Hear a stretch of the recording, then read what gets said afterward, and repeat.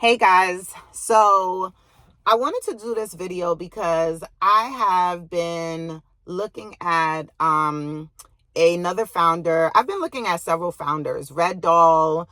I've been looking at Curl Mix. I've been looking at Partake. I've been looking at Dressed in Joy, and the list goes on. As most of you know, I did a experiment with a economic group experiment with Pinky Cole, and it was excellent. It was an amazing experience because I was able to monetize in a short period of time funds for my business. So it made me think, why are Black owned businesses closing right now? If most of you know, so many businesses online are like, I'm closing the doors, this isn't working, that's not working, whatever. So, I'll just say that the mess just got real. We are in a severe, and I don't, okay, maybe it's the depression everybody was talking about, but we are definitely in, I don't know if we've hit depression mode yet, but we are in an economic crisis. And when I say that, I read a report the other day that said it's the most that people have used like credit cards to buy groceries. It's the most, like there's just so many, and I'm not the most versed in all the economic things that are happening right now, but I know that the mess is real. And I just feel like Black businesses are suffering because big businesses are suffering. Everybody, like when I have calls or people are like, well, why are you closing, or what's happening? Why is it so difficult? I'm like, it is the most frustrating question that anyone can ask me right now. I'm like, are you having a difficult time? Are you struggling with just your daily bills? So how can you ask me, as a person operating and running a business, how am I having a tough time? Walmart is having a tough time. Target is having a tough time. Macy's is having a tough time. Everyone is having a tough time. Don't get me wrong. I read in reports. I don't know where the numbers are now, but they said that Chanel and some of the very high-end stores are doing great. Like during the pandemic, some of those stores were like 4,000 times their numbers. Like they were doing great. So listen, I don't know what some of these other businesses are going through and some of these businesses are feeling, but I know that everyone, to me, is having a rough time. There's businesses laying off people. There are companies that are not Black owned that are shutting down. A big part of this is, to me, a lot of these businesses, they have the financial, they have the capital. So even if at one point I had the capital, my capital now is dwindled. It is, and it's survival of the fittest. A lot of our businesses are in survival mode. We're not in thriving mode. There are, and I'm not going to say that there's not people out here eating. There's people still doing courses. There's people still doing whatever they have to do to figure out to thrive in this season. I just know that a lot of Black businesses, they may not have the financial reach. They may not have, and don't get me started with things like Fearless Fund or grants. Like there's certain opportunities as well that are now gone because of this whole DEI. You're given to women, you're given to Black women. That whole ship has sailed. So it's like some of the funding, some of the money, some of the things that used to exist are no longer there. So there's businesses where we were kept afloat by some of these things, they are gone. Or there's a lot of people now reaching for the same grant, same money. So the availability of you getting it is now very scarce. So there is so much that's going on economically right now. If the big businesses don't have it to give, the small businesses don't have it. People are now deciding, of course, between groceries, rent, mortgage, their school tuition, college, all of these things, medical care. There's so many things that are burdening the people. And as well as, and please do not let me get started about political and what is also happening in our environment and why some of these things are a trickle down effect and why we are here now. But there's so much happening that buying a $20, $30 t-shirt is not this thing that's on the top of everyone's mind.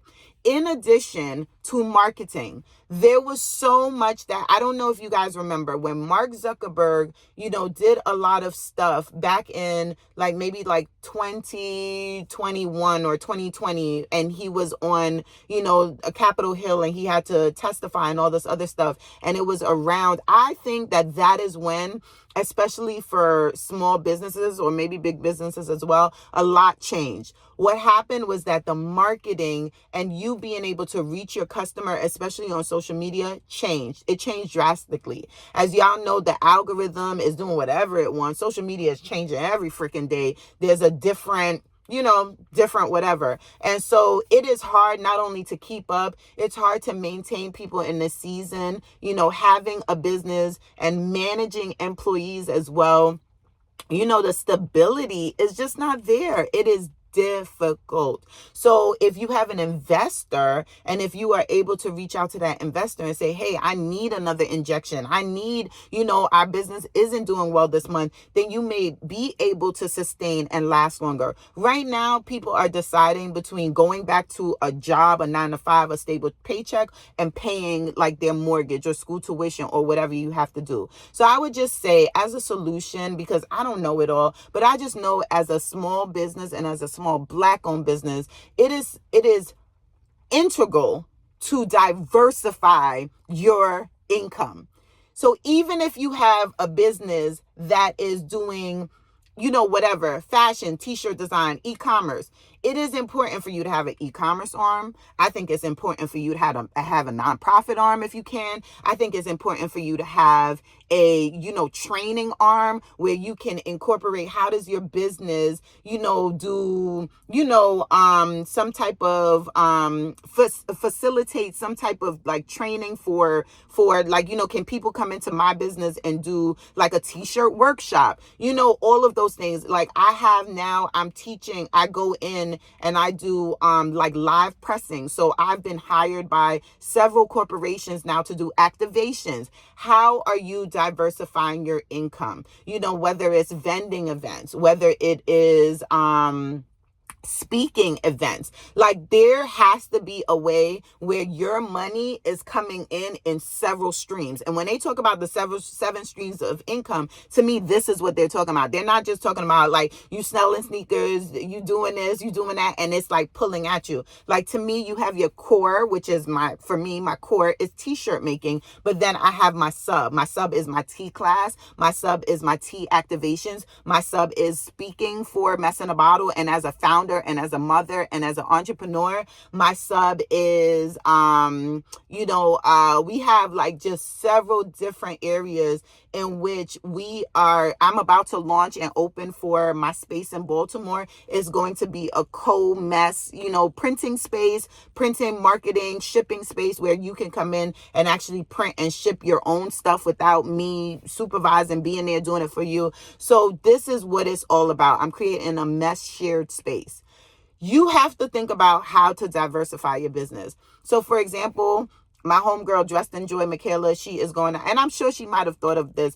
Everybody has to decide, you may not want a shared space, but to me, having different pop-ups at her store with other brands, also collaborations are big right now. When I tell you collaborations are big, collaborations are important because collaborations that is what is going. You see freaking Legos, the game collaborating with whatever. You see, you see Clark's collaborating with, let's say, Tim's. There is just Uggs collaborate. And they're not doing this because, collaborations, how fun. No, they're doing it for a market. They're doing it as a stream of income. They're making sure that they are staying relevant, staying in the spotlight, making sure that the burden of things doesn't just fall on them as a sole business owner. So this is for anybody that's wondering, why are Black businesses going out of business? Black businesses are going out of business because shit is hard right now. Shit is a mess. You have to figure out how you are diversifying to make sure that you can pay your bottom line. And that might be a 9 to 5. Your 9 to 5 may be the one that you getting a check from whoever. I've been doing collaborations with the city of Baltimore because they check on definitely clear. I've been doing collaborations with major corporations as well. Essence has done stuff with me. We've done stuff recently with Shea Moisture. The check is going to clear. So you make sure you get into some of these big businesses that still have a check and ensure, like, making sure like the city, also conferences. Like I just did something cool with nonprofits. Like, do get where the money resides, and that is where you continue to pull from for your small business. It is not easy, but it can be done. And that is how you sustain. To me, that is my strategy to sustain within this market. Figure out how you can pull off of these. In addition to why everybody is like, well, why are small Black businesses closing? You have to make sure that after you get the influx, so after the pinky coal effect, how do you get now the marketing? What is the strategy? What is your email marketing plan? What is your text marketing plan? What is your social